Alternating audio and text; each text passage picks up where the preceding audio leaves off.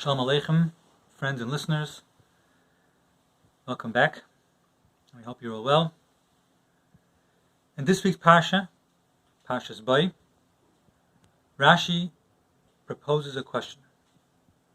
He says, why is it that when it comes to the Korban Pesach, at the time of Yetzias Mitzrayim, we find that Bnei Yisrael had to acquire the lamb, the Korban Pesach, 4 days before it was slaughtered?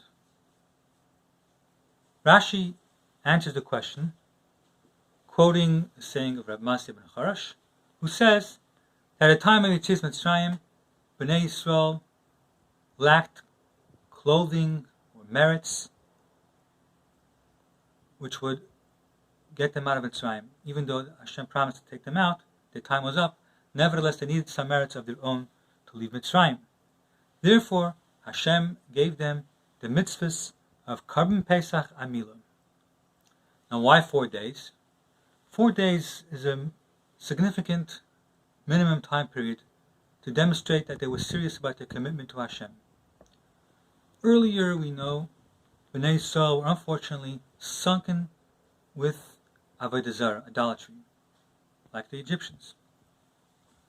And in order to show that they were no longer in such a low spiritual state, they had to have in their possession the Korban Pesach for this period of time of 4 days, and they had the intention of slaughtering it, so they were basically holding on to the Avodah Zarah, the deity of Egypt, with the intention of slaughtering it, and then they were worthy of getting redeemed.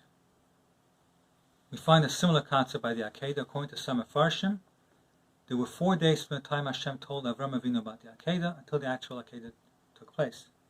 Why was that? Rashi tells us that Hashem did not want people should say that Avram Avinu made a quick decision. He was a tumult, he lost his mind.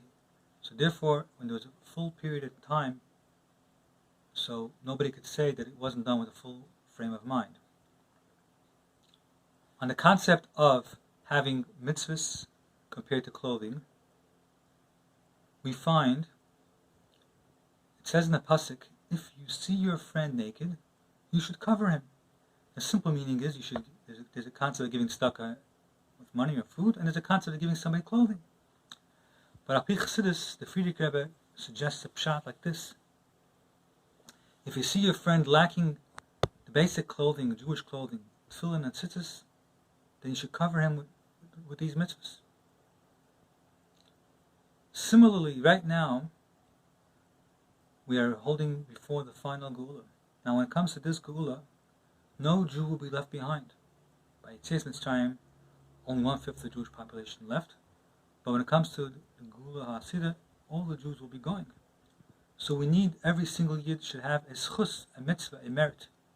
Therefore, you should see to it that you should hunt down every single Yid, to search and find every Yid, and see to it that they are wearing clothing, the minimum of at least one mitzvah. So they should have a merit to be redeemed and not hold back everybody else. And of course, there's also a concept which is mentioned in Pirkei Avos, mitzvah gereres mitzvah. One mitzvah will bring along another mitzvah, and that mitzvah will bring another mitzvah, of course. So therefore, if we get Yidden to do mitzvahs, it will be a positive chain reaction. Following this hayrah, this directive, we will definitely speed up the Geula, which will usher in the time of Tchias HaMesim, Makitzu Vana Shechne Afer, the time when those who are passed on will arise, the Tchias HaMesim, the beginning of the Geula, and of course that will also include the previous Rebbe, whose Yom Histalkos, the day of his passing, was in Parshas Bo, and may it all happen very speedily. We wish you all the best, Kol Tov, and a good Shabbos.